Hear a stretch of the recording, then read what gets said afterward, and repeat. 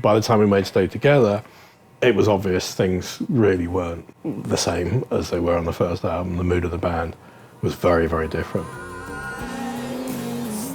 And then you get Stay Together. It's basically a battle between Brett and Bernard, and the most vital part of the song is the bit at the end where Brett's vocals are buried under these kind of the squall of guitars, and you can't really tell what's going on. And there's a kind of incoherence to it that we'd never had before.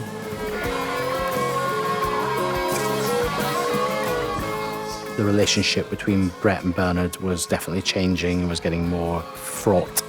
That obviously we had to get round to pushing them to make the second album.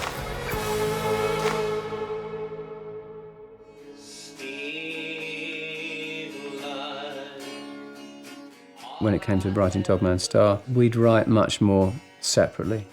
We kind of communicated by post. Everything that we became defined by in the first record drove me up the wall. I wanted to destroy it. I was writing stuff at home, and I just recorded endlessly, day in, day out, and then took him round to his place in Highgate. So I'd give him a 4-track with like 8 pieces on it or something, and a few days later he'd have overdubbed vocals, and then I got it back.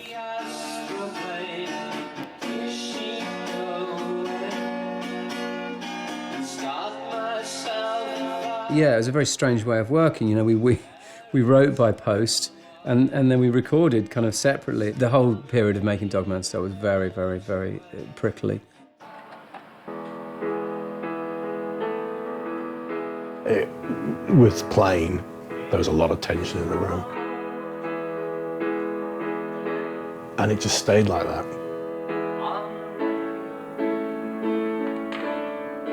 I don't ever remember being in the studio in Master Rock all together, possibly once or twice. It was almost like shift work going on. The shift pattern was basically Bernard didn't want to be in the studio with anybody else. He tolerated me because I was still required to operate the equipment. Ed, he's a musical producer. You know, he was with us from the first single and kind of grew with us and was very much part of the band. He was almost one of us.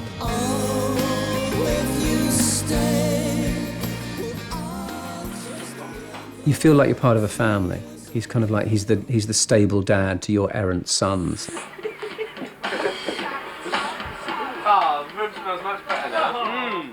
I think there was at some stage Bernard was asking Ed to sort of teach him how to produce a record. Bernard was immediately at home in the studio and wanted to learn everything. Every dial that was turned, every lever that was pulled. My memory of Bernard is getting on with him really, really well until it all went wrong. He'd had a rough year. His dad had died, which was just as brutal as it can get. And he was just dreadfully, dreadfully unhappy. And I think the pressure of having to deliver this record that everybody was waiting for, plus his awakening realization that being a guitar player in this fantastic band wasn't what he thought it was going to be. There were other components that he wasn't comfortable dealing with. Lying in my bed, nothing much to say, so I listened to the man. He said that Ed could be the two of us. The song, The Two of Us, it was very much, I think, a song about mine and Bernard's relationship. Superficially, it's a song about two successful brokers or something like that, working in the city, making loads of money, but being quite lonely within that relationship.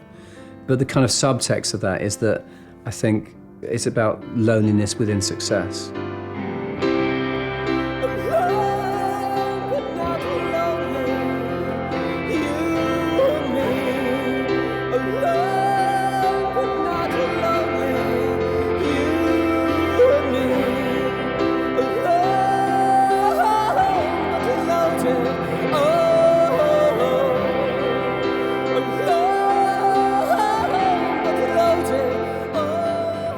I think I found myself treading on eggshells and hoping that it would go away, you know, and I hope it would sort itself out. But no, it just sort of got worse and worse and worse.